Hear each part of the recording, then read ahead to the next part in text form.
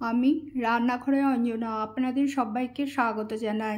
এইভাবে শুকনো মশলাগুলো বাড়িতে বানিয়ে নিলে আপনাদের অনেক উপকারে দেবে।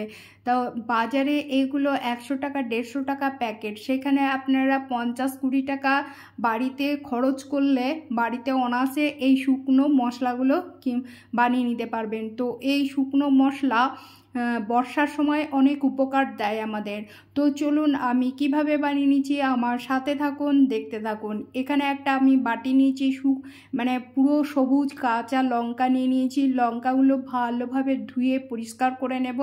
এখানে আপনারা 1 কিলো নিতে পারেন, 2 কিলো নিতে পারেন, 500 গ্রামও নিতে পারেন, যেভাবে আপনারা কিনে নিয়ে আসবেন সেভাবেই মশলাটা তৈরি হবে। তো এবার ভালোভাবে ধুয়ে পরিষ্কার করে নিয়ে নিচ্ছি। 1 বাটি পুরো জল নিয়ে নিয়েছি, ধুয়ে পরিষ্কার করে নিলাম। এবার একটা চালনির থাল নিয়ে নিলাম, থালের মধ্যে লঙ্কাগুলো ধুয়ে জল ঝরিয়ে নেব। পুরো বাটি থেকে ধুয়ে নিয়ে নিলাম, জল ঝরাতে দিয়ে নিলাম। এবার এই লঙ্কাগুলো আমি নিয়ে ছাদে চলে এলাম, ছাদের রোদের মধ্যে দিয়ে দিলাম। এবার এখানে আমার 2টো পাখি আছে, আপনাদের একটু দেখিয়ে নিই। পাখি দুটো খুব মজা, খুব সুন্দর আর কথাও বলে। পাখিগুলো লাভ বার্ড, বেশ এরা শাক খেতে ভালোবাসে। তো আমি এই টবের মধ্যে শাক আছে, আমার বুলবুলি আর টুনটুনি শাক খাবে, দেখবেন এই শাকগুলো খুব মিষ্টি বা খেতেও ভালো। তো ওরা এই শাকগুলো খুব পছন্দ করে, পালং শাকও পছন্দ করে। তো এই শাকগুলো তুলে আমি আর মাসি দিয়ে নিলাম। বেশ সুন্দর শাকগুলো খেয়ে নেয়। ওই বীজগুলো যে ধরে আছে সেই বীজগুলো সুন্দর খায়। টুকটুক টুকটুক করে তাকাচ্ছে শাক খাওয়ার জন্য, তো ভয় করছে। এই দেখুন শাক খাবে, দেখবেন কীরকম। নে বুলবুলি নে, বুলবুলি নে।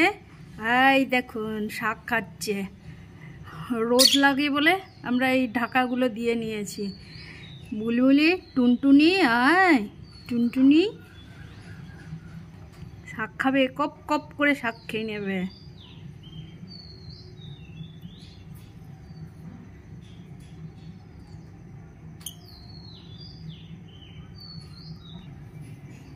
ফুলের টবেই এই শাকগুলো বার হয়েছে।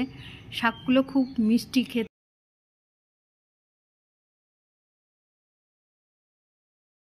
দুদিনের রৌদ্রে লঙ্কা শুকিয়ে গেছে, কারণ এখনকার রৌদ্র খুব মানে তেজি রৌদ্র বা খুব গরম।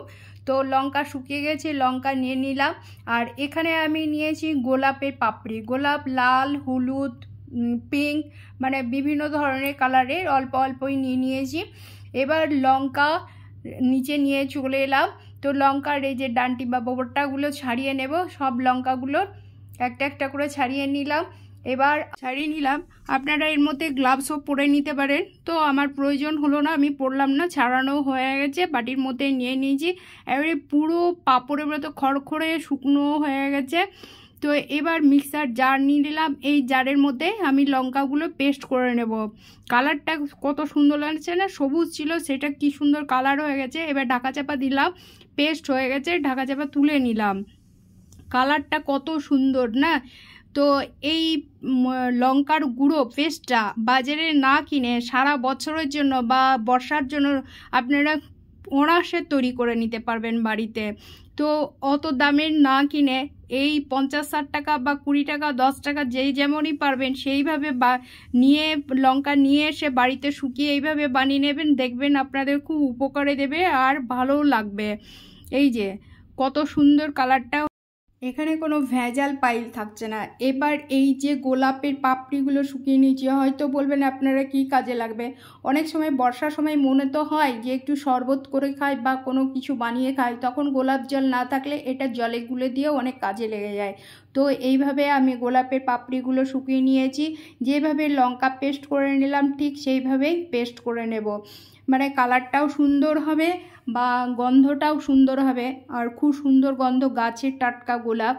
তো এইভাবে শুকিয়ে নিয়েছি। এবার আমি মিক্সার জারে নিয়ে নিলাম, পেস্ট করে নেব, ঢাকা লাগিয়ে নিলাম।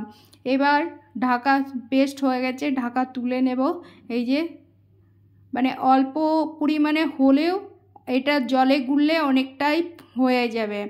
তো টেস্টটাও সুন্দর হবে বা দেখতেও সুন্দর বা অনেকটা সেফও হয়ে যাবে। তো এইভাবে আমি পেস্টগুলো বানিয়ে নিচ্ছি।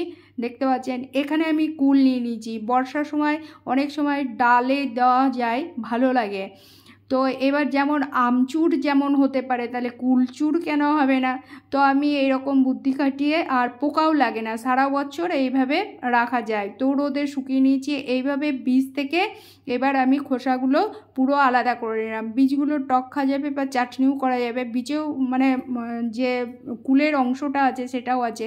এবার আমি জারে নিয়ে পেস্ট করে নেব। মিক্সার জারে নিয়ে নিলাম এই যে কুলের। তো আমচুর হলে কুলচুরও হবে। বর্ষার সময় অনেক সময় টক খেতেও ভালো লাগে। তো এই যে টকটক কোনো টমেটো না থাকলে টকটক মানে কোনো সবজি রান্না করলে দেওয়া যাবে। তো এইভাবে আমি কুলটাকেও শুকিয়ে মানে পেস্ট করে নিলাম। তো আপনারা এইভাবে বাড়িতে বানিয়ে নেবেন, দেখবেন ভালো লাগবে, অনেক টাকা সেভও হয়ে যাবে। এবার গোলাপ, লঙ্কা আর এদিকে কুল হয়ে গেল। আর এই যে এখানে আমি নিয়ে নিয়েছি নিম পাতা। নিম পাতা রোদ্রে শুকিয়ে নিয়েছি, মানে একদিনে তো হবে, যা রোদ্রের তেজ এখনকার। তো আমি একদিনেই নিম পাতাগুলো শুকিয়ে নিয়েছি। এবার শুকিয়ে নিয়ে ভালো করে ধুয়ে পরিষ্কার করে নিয়েছিলাম, নিয়ে রোদ্রে শুকিয়ে নিয়েছি। এবার পুরো পাতাগুলো আমি নিয়ে নিলাম, নিয়ে মিক্সার জারে এবার পাতাগুলো নিয়ে নেব। ডানটি থেকে দেখতে পাচ্ছেন পুরো শুকনো। এবার মিক্সার জারে নিয়ে নিলাম, পুরো সবুজ হয়েই আছে পাতাগুলো। এবার পেস্ট করে নেব, যেহেতু তেতো সেই জন্য আমি লাস্টে নিয়ে নিলাম পাতাগুলো। এবার পেস্ট হয়ে গেছে, পুরো গুঁড়ো হয়ে গেছে দেখতে পাচ্ছেন। এবার আমি একটা বাটির মধ্যে নিয়ে নিলাম, ডিশ বা বাটি যাতেই হোক। তো এটা নিম শুক্তোও ভালো লাগবে বর্ষার সময়, বা এবার বেগুন দিয়েও খেতে ভালো লাগবে। মন চাইলে তো সবসময়তেই সব রকমই তরকারি খেতে ইচ্ছে করে। তো এইভাবেই আমি পেস্ট করে নিলাম। এই যে এবার আমি পুরো ডিশে একটা থালের মধ্যে নিয়ে নিচ্ছি পুরো। এটা লঙ্কা গুঁড়ো নিয়ে নিলাম আগেরটা, এটা কুলচুর নিয়ে নিলাম। অনেক সময় অনেক তরকারিতে বা কোনো রুটি বা কোনো যাই হোক ময়দার কোনো জিনিস তৈরি করলে যদি দেন দেখবেন ভালো লাগবে। তো এখানে নিয়ে নিলাম গোলাপের গুঁড়ো, গোলাপ পাপড়ি।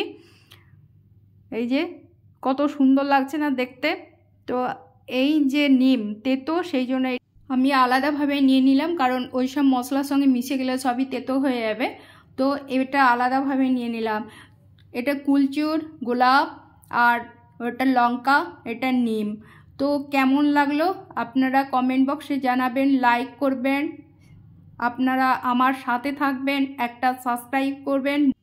এইভাবে বানান শুকনো মশলা, কোনো ঝামেলা ছাড়াই সারা বছরের জন্য তৈরি করে রাখুন, আপনাদের কাজে দেবে।